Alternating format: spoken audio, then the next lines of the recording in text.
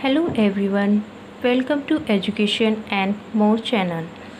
हम पढ़ रहे थे साइकोलॉजी के कुछ इम्पोर्टेंट टॉपिक जो कि आपके टेट, सी टेट और अदर टेट में बहुत ही इम्पोर्टेंट हैं। आज हम पढ़ेंगे इंट्रोडक्शन ऑफ साइकोलॉजी। सबसे पहले मैं आपको बताऊंगी मनोविज्ञान होता क्या है।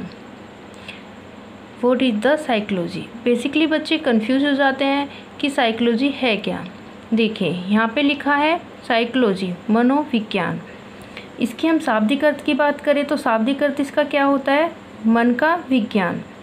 बट हम जब स्टडी में या एग्ज़ाम में हमारे से पूछा जाता है कि जो साइकोलॉजी होता है वो क्या होता है, तो हम कहते हैं कि साइकोलॉजी क्या है, स्टडी ऑफ बिहेवियर। ठीक है, तो अब कोई भी आपसे पूछे कि साइकोलॉजी क्या है एग्ज़ाम में, या फिर आपसे एग्जामिनर पूछे, तो आप क्या कहेंगे, साइकोलॉजी क्या है, study of behaviour.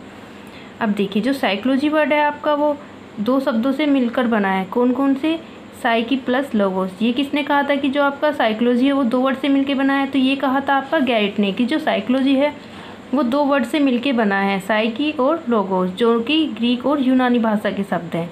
Psyche means होता है आत्मा का, लोगोस मीन्स अध्ययन, तो इसे कहा गया आत्मा का अध्ययन। अब देखिए आपको किसी भी चीज़ को रटना नहीं है, अच्छे से समझना है।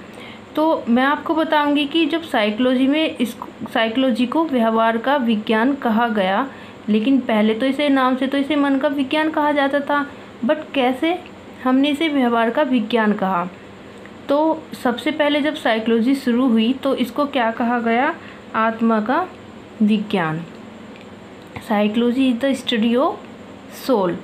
किसने इंट्रोड्यूस किया इसको, अरस्तु ने, और उनके समर्थक कौन थे, डेकार्टे और प्लूटो। ठीक है, बट जो दूसरे साइकोलॉजिस्ट थे उन्होंने इसे आत्मा का विज्ञान मानने से मना कर दिया। उन्होंने कहा कि आत्मा को किसने देखा है, इसका क्या अस्तित्व है, आत्मा तो अमर है, अजर है, तो हम नहीं मानते कि जो साइकोलॉजी है वो आत्मा का विज्ञान है। तो ऐसे करके साइकोलॉजी को आत्मा का विज्ञान नहीं माना गया।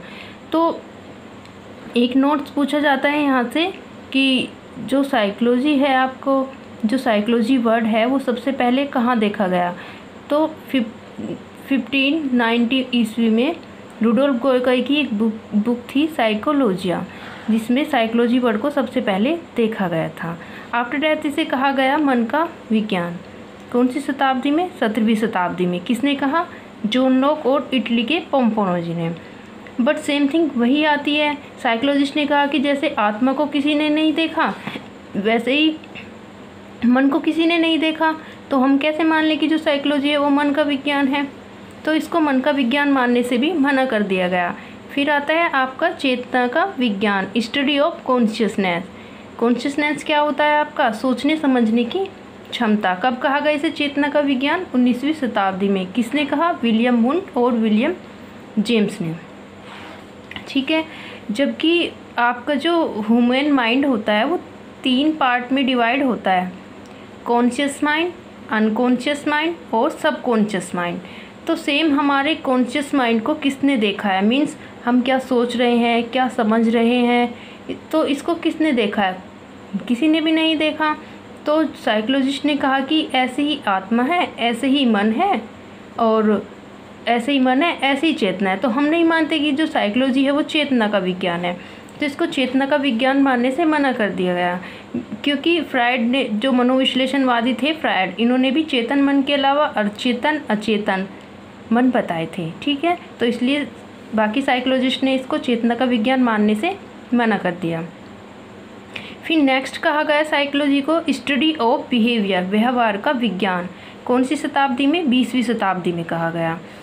किसने कहा था, वॉटसन, वुडवर्थ, स्किनर और थॉर्नडाइक ने। तो अब देखिए व्यवहार का विज्ञान क्यों कहा गया, क्योंकि व्यवहार में हम आत्मा, उसके मन, उसके चेतना सबको नोटिस कर सकते हैं। ठीक है, तो इसलिए इसे क्या कहा गया, व्यवहार का विज्ञान। ऐसे समझिए आप कि 4 बच्चे हैं, एक बच्चे को 1 2 आते हैं, एक को अल्फ़ाबेट आते हैं, एक को टेबल आते हैं, और जो 4th बच्चा है उसको वर्णमाला भी आती है। जो 4th बच्चा है उसको वर्णमाला, अल्फ़ाबेट, 1 2 टेबल सारी चीज़ें आती हैं। तो हम इनमें से जो सबसे बेस्ट बच्चा कहेंगे, या सबसे ज़्यादा वैल्यू किस बच्चे को दी जाएगी, 4th बच्चे को, क्योंकि उसको सारी चीज़ें आती हैं। उसी तरीके से जो साइकोलॉजी है उसे क्या कहा गया, व्यवहार का विज्ञान, क्योंकि व्यवहार में हम आत्मा, मन और उसके चेतना इन सबको नोटिस कर सकते हैं। ठीक है, तो इसे कहा गया साइकोलॉजी को स्टडी ऑफ बिहेवियर। एक पॉइंट निकल के आता है आपका यहाँ से, जो 18वीं शताब्दी है इसको क्या कहा जाता है, अंधा युग या डार्क एज। तो अब आपसे कोई पूछे व्हाट इज़ द साइकोलॉजी, तो हम कहेंगे साइकोलॉजी क्या है, मन का विज्ञान है। टीचिंग में आपको आंसर करना है स्टडी ऑफ बिहेवियर।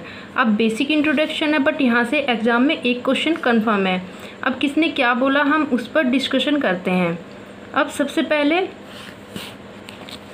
सबसे पहले क्योंकि अरस्तु ने कहा था इन्हें आत्मा का विज्ञान, तो यदि मैं जनरल आपसे पूछूं कि what is the father of psychology, तो आप क्या कहेंगे कि साइकोलॉजी के फादर कौन है, अरस्तु।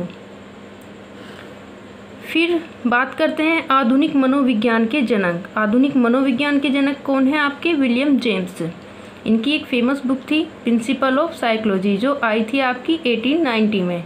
ठीक है, फिर है शिक्षा मनोविज्ञान के जनक, जो थॉर्नडाइक है आपके, जो व्यवहार से रिलेटेड हैं, उनको क्या कहा जाता है, शिक्षा मनोविज्ञान के जनक।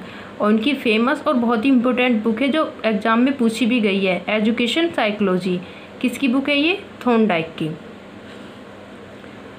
साइकोलॉजी शिक्षा में होनी चाहिए, इस पर सबसे पहले विचार किसने किया था, रूसो ने किया था। ठीक है, तो यहाँ से ये क्वेश्चन पूछे जाते हैं। और बहुत ही इंपॉर्टेंट क्वेश्चन एक आपका यहाँ से बनता है कि जो विलियम वुंट है इनको क्या कहा जाता है, फादर ऑफ रियल साइकोलॉजी, क्योंकि इन्होंने 1879 में जर्मनी के लिप्जिंग शहर में मनोविज्ञान की प्रथम प्रयोगशाला स्थापित की थी, और इसीलिए इन्हीं को ही प्रयोगात्मक मनोविज्ञान के जनक भी कहा जाता है।